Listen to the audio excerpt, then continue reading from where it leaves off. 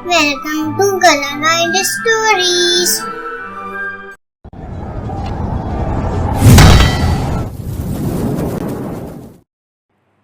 सुल्तान Salahuddin Yusuf Ayyubi 1138 ईस्वी में पैदा हुए। उनके चचा नूरुद्दीन जंगी की फौज में सिपा सालार थे।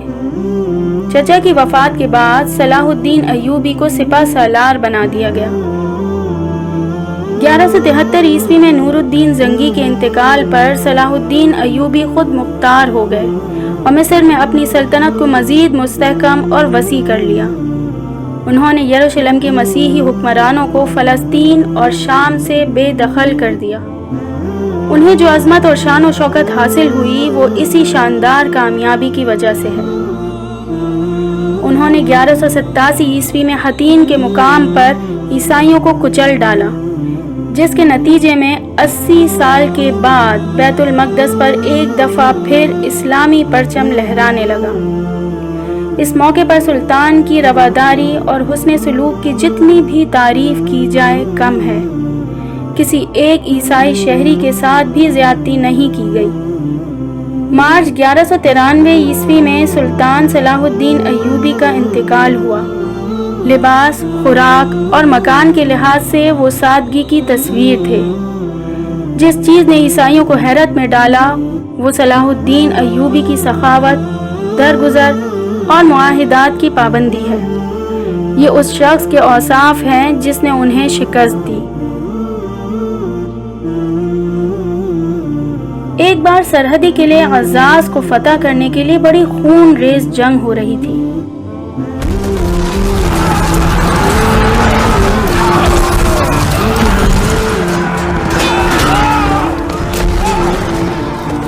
सूरज गुरूब हो गया मगर किला फतह ना हो सका। ये किला एक बुलंद पहाड़ पर वाक़ था और एक ऊंची चट्टान इस किले के पीछे थी। चट्टान के साथ ही एक मुंह जोर दरिया बह रहा था, जिसकी वजह से दुश्मन किले की पिछली तरफ से गाफिल था। चौथे रोज सुल्तान अपने चंद वफादार साथियों के साथ किले का जायजा ले रहे थे कि एक अजीब मंजर दिखाई दिया। दुश्मन का एक सिपाही किले की पिछली फसील से झुककर देख रहा था कि उसकी तलवार नीचे गिर गई। वो सिपाही बड़े आराम से दीवार फैलाकर चट्टान पर आया और तलवार लेकर वापस चला गया। बस गोया किला फतह करने का रास्ता तो खुद दुश्मन ने ही बता दिया।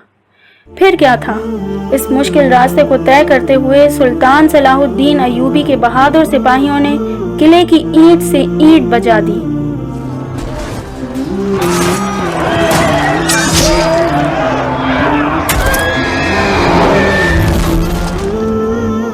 और ये नाकाबिले तस्खीर किला फतह कर लिया। चंद रोज बाद एक अजीब वाकया पेश आया। एक छोटी सी खूबसूरत बच्ची घोड़े पर सवार किले में दाखिल हुई। सुल्तान ने उसे देखा तो भागकर करीब गए और बड़े एहतराम से खड़े हो गए। ये फूल सी बच्ची नूरुद्दीन जंगी की सबसे छोटी बेटी थी। उसने आते ही ऐसा मुतालबा किया कि बड़े बड़े सालार हैरान रह गए। बच्ची ने मासूमियत से कहा कि मुझे फौरन ये किला चाहिए। सुल्तान ने मुस्कुराकर पूछा कि आप इस किले को लेकर क्या करेंगी? तो बच्ची ने मासूमियत से जवाब दिया कि हम इसमें खेलेंगे। सुल्तान ने फौरन वो किला जिसे जान पर खेल कर फतह किया था बच्ची के हवाले कर दिया। सरदारों ने तभी ज़बान में एहतजाज किया तो सुल्तान ने जवाब दिया कि वो मेरे मोहसिन, मेरे उस्ताद की बेटी है। खुदा की कसम, अगर वो मुझसे मेरी जान भी मांगती तो मैं उसे इनकार ना करता। ये सलेबी जंगों का दौर था। एक तरफ यूरोप के तकरीबन सारे हुक्मरान और दूसरी तरफ अकेला सुल्तान सलाहुद्दीन अय्यूबी, जिसे अपने कम अकल भाइयों से भी लड़ना पड़ रहा था। गोया अपने बेगाने सब मिलकर उसे ललकार रहे थे। अपनों की नाइत्तेफाकी की वजह से मुसलमानों का पहला किबला बैतुल मक़दस ईसाइयों के कब्जे में जा चुका था। वही बैतुल मक़दस जहाँ से हुजूर पाक सल्लल्लाहु अलैहि वसल्लम मेराज पर तशरीफ़ ले गए थे। उसे आज़ाद कराने के लिए अय्यूबी लश्कर लातादाद यूरोपी फौज से टकराया। खून रेज़ जंग हुई।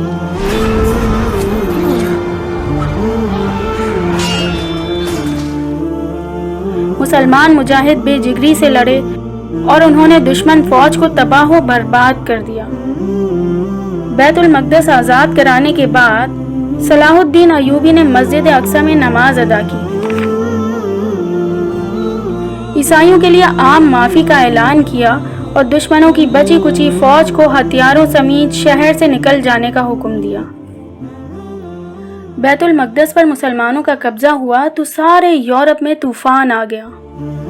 یروشلم کے لاٹ پادری جنہیں سلطان نے قیمتی ساز و سامان دے کر مسجد اقصی سے رخصت کر دیا تھا، وہ پادری لوگوں کو بھڑکانا شروع ہو گیا۔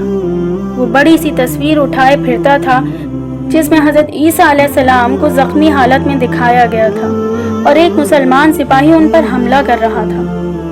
پادری کی اس حرکت سے پورے یورپ کے لوگ دیوانے ہو گئے اور صلیبیوں کی فوج میں بھرتی ہونے لگے۔ بچے، بوڑھے اور جوان سب نے مل کر اتنا بڑا لشکر تیار کر لیا جو کسی نے دیکھا نہ سنا۔ ان میں رچرڈ جیسا بہادر دشمن بھی تھا جو شیر دل کے نام سے مشہور تھا، اور کرک کا قلعہ دار رجنالڈ جیسا تنگ دل متعصب حکمران بھی اس فوج میں شامل تھا جو حاجیوں کے قافلے کو لوٹتا تھا۔ وہ جس قافلے کو بھی لوٹتا اسے بڑے غرور سے کہتا کہ بلاؤ اپنے محمد کو مدد کے لیے، نعوذ باللہ، میں تمہیں قتل کرنے لگا ہوں۔ بے ادبی اور گستاخی بھرے یہ الفاظ سلطان صلاح الدین ایوبی تک پہنچے تو انہوں نے قسم کھائی کہ قسم ہے مجھے اپنے پروردگار کی جس کے قبضے میں میری جان ہے، میں اس شیطان کو اپنے ہاتھوں سے قتل کروں گا۔ ایک بار پھر پورا یورپ ایوبی لشکر کے مقابلے میں آ گیا، لیکن اس جنگ سے پہلے رچرڈ اچانک بیمار ہو گیا۔ رچرڈ ٹھنڈے علاقے کا باشندہ تھا، وہ اس علاقے کی گرمی کو برداشت نہ کر سکا۔ سلطان صلاح الدین کو جب خبر ہوئی تو انہوں نے نہ صرف اپنا خاص طبیب بھیجا بلکہ کوہ لبنان سے برف بھی منگا کر بھیجی اور تازہ پھل بھی بھیجے۔ یہ حسن سلوک دیکھ کر رچرڈ نے حیرانگی کا اظہار کیا تو طبیب نے کہا کہ ہمارے سلطان کا فرمان ہے کہ رچرڈ ہماری زمین پر مہمان بن کر آیا ہے، اور مہمان خواہ دشمن ہی کیوں نہ ہو، اس کی خدمت ہمارا فرض ہے۔ رچرڈ نے ایسا دل والا دشمن کبھی دیکھا ہی نہیں تھا۔ وہ سلطان صلاح الدین کی دل سے قدر کرنے لگا۔ پھر ایسی جنگ ہوئی کہ خون کی ندیاں بہنے لگی۔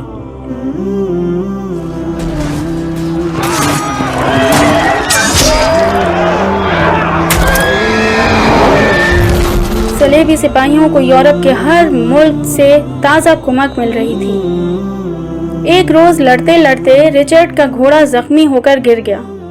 سلطان صلاح الدین اپنے بہادر دشمن کی توہین برداشت نہ کر سکے کہ ان کا دشمن پیدل جنگ لڑے۔ انہوں نے ایک سپاہی کے ہاتھ ایک تازہ دم گھوڑا بھجوایا۔ جب وہ سپاہی گھوڑا دے رہا تھا تو رچرڈ کے ایک سپاہی نے سلطان کے سپاہی پر حملہ کر دیا۔ رچرڈ شرمندگی سے زمین میں گڑ گیا۔ پھر طیش میں آ کر اس نے اپنے سپاہی کی گردن پر ایسا گھونسا مارا کہ وہ بے ہوش ہو کر گر گیا۔ جولائی کا مہینہ اور جمعے کا دن تھا جب حطین کے مقام پر فریقین کی قسمت کا فیصلہ ہو گیا۔ یورپی لشکر کو شکست فاش ہوئی۔ بڑے بڑے بہادر جرنیل جنگی قیدی بنے، جن میں رجنالڈ بھی شامل تھا۔